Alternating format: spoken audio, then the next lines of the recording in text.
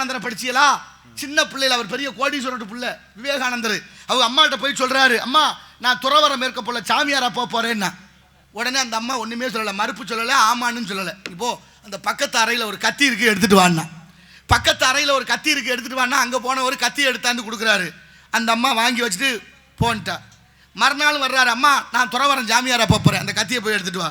எடுத்தாந்து கொடுத்தாரு, போன்ட்டா.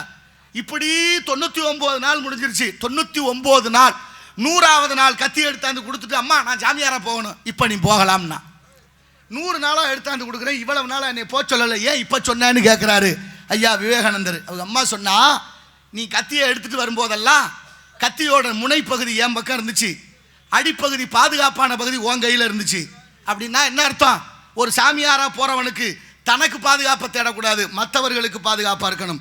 இதுவரைக்கும் நீ ஓம் பாதுகாப்பை உறுதி செய்தாய், இன்னைக்கு தான் மற்றவர்களுக்கு பாதுகாப்பாக கத்தியை திருப்பி கொடுத்த. அதனால இப்போ தாண்டா நீ தேர்ச்சி அடைஞ்சிருக்கிற, நீ போ சாமியாரான்னு சொன்ன.